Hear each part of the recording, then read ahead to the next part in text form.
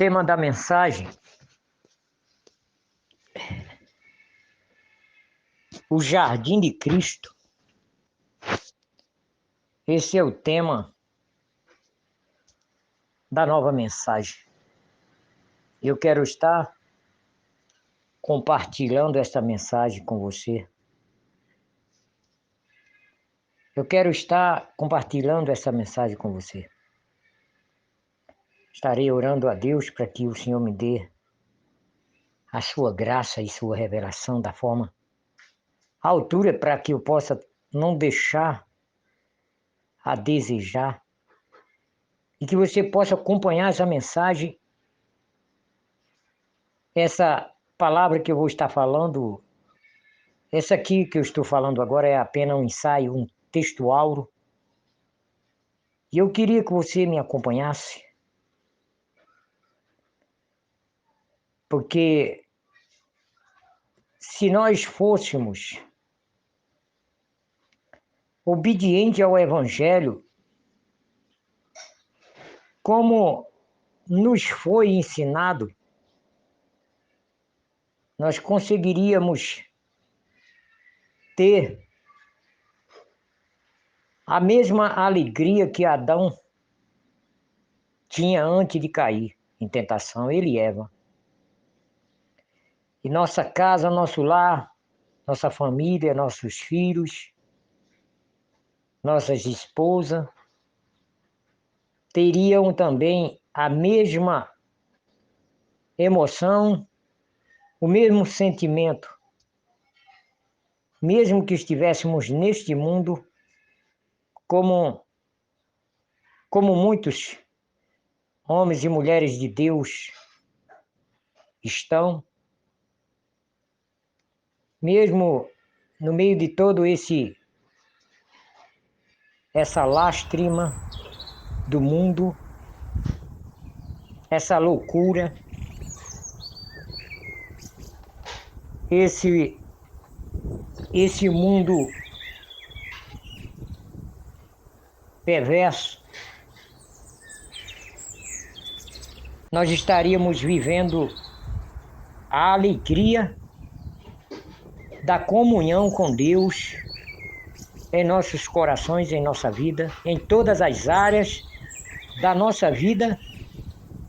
Nós veríamos a mão de Deus agindo em nossa vida. Nós veríamos Deus curando. Você acredita? Nós desfrutaríamos de todos os privilégios de Deus para o homem. Quando Deus fez o homem, tudo que Deus fez para Adão, o jardim do Éden. Quando ele fala de Jesus, lá no jardim do Éden, ele está com o mesmo desejo de restituir a aliança com o homem e poder dar ao homem tudo aquilo que ele tinha no seu plano divino para o homem quando ele criou. Tudo aquilo que ele dava ao homem e que estava dando ao homem no jardim antes do homem cair, o homem e a mulher. Quando Deus fala da pessoa de Jesus, aleluias, Haramakarabaxuriandekarabacandaraya, Haramakalabaxuriacabanarabacandarai, Orecovasuia de caste comanduriacai. Ele está dizendo que o sonho de Deus, Xaramacalabadarabacalambaxuriabacandaraya, é para você desfrutar dessa mesma aliança, dessa mesma comunhão, deste mesmo privilégio que ele, no seu grande amor, na sua obra generosa, na sua bondade, do seu coração interno, do seu interno coração, do seu ser, porque um dos principais atributos de Deus é o amor, é o amor, é o amor, é o amor, é o amor, é o amor, é o amor, é o amor. E por isso que em João 3,16, Jesus mesmo diz para Nicodemo, aquela palavra que todos conhecem, que é conhecida como o texto áureo das Escrituras Sagradas, porque Deus amou o mundo de tal maneira que deu o seu Filho unigênito, para que todo aquele que nele crê não pereça, mas que tenha a vida eterna. Quando Jesus veio ao mundo, ele veio para revelar o grande amor de Deus ao mundo. E agora ele vence o mal, vence o mundo, vence o pecado, nasce no corpo do pecado, como está escrito a Romanos capítulo 8 e o versículo 3, que ele veio por meio do pecado, do corpo do pecado, e venceu o pecado, sem pecado, sem pecar, dando a prova que é possível o homem viver em Cristo Jesus sem pecar,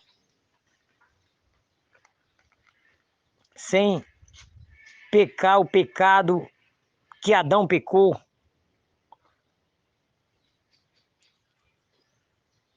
O pecado que fez com que Adão perdesse todo privilégio, todo favor de Deus.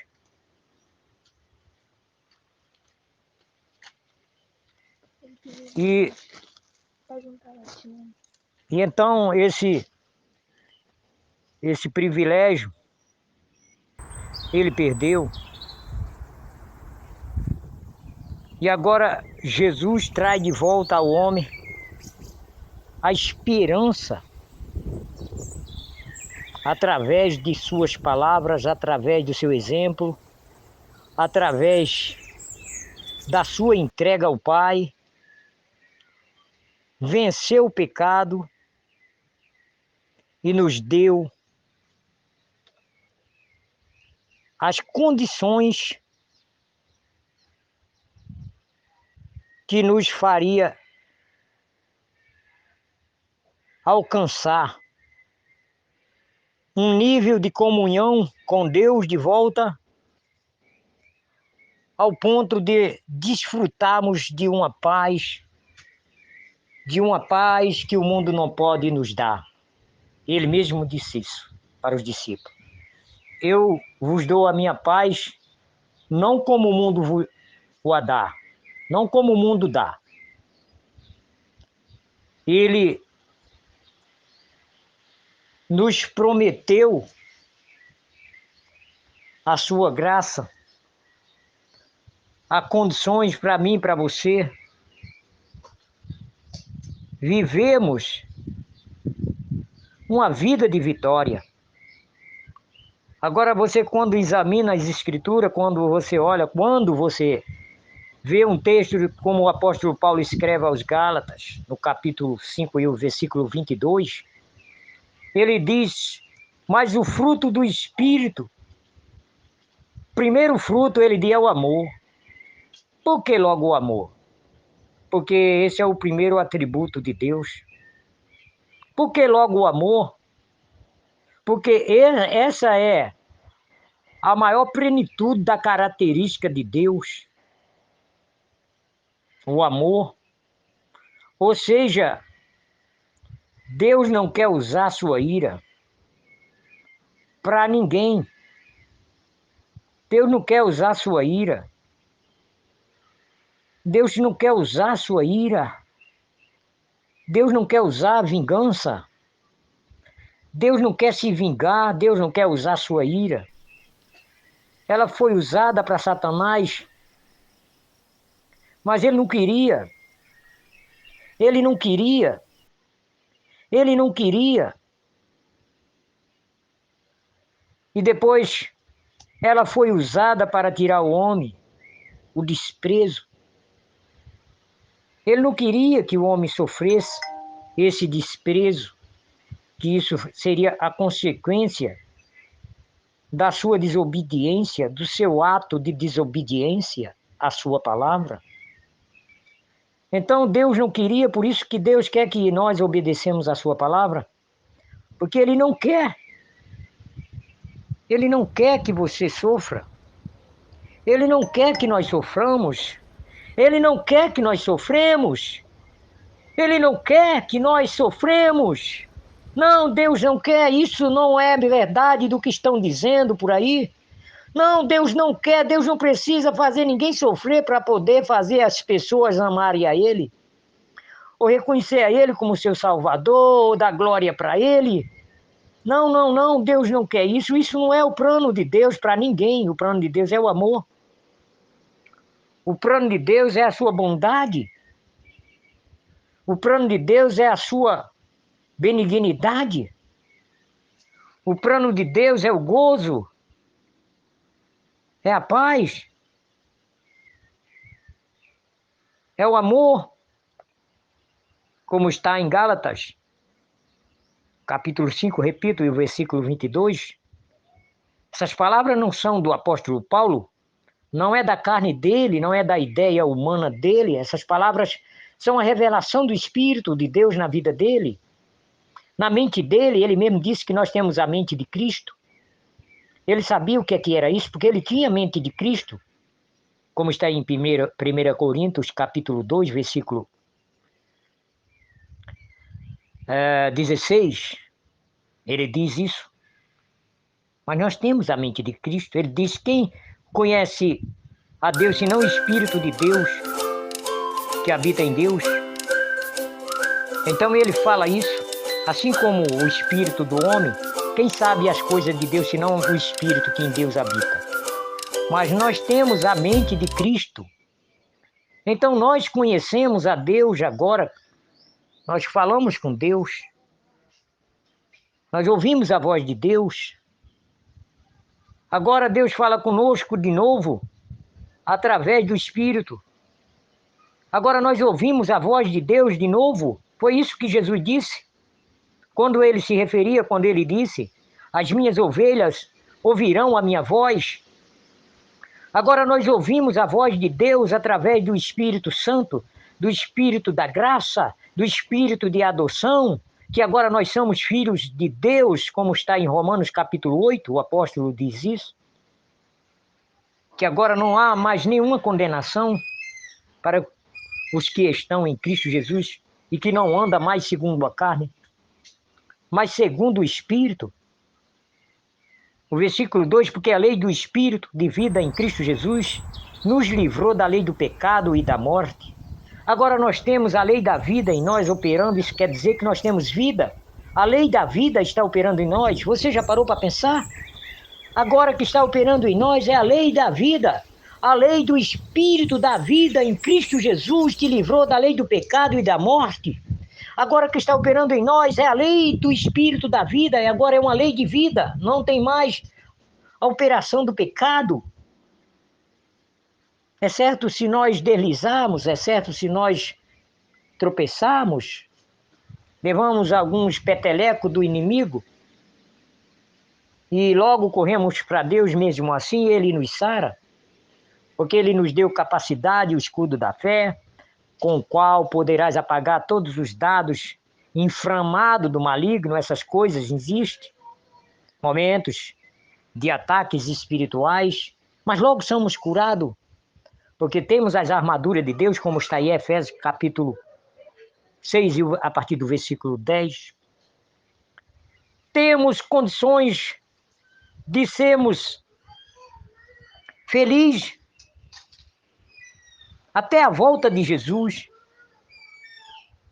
Mas para isso nós precisamos compreender verdadeiro sentido.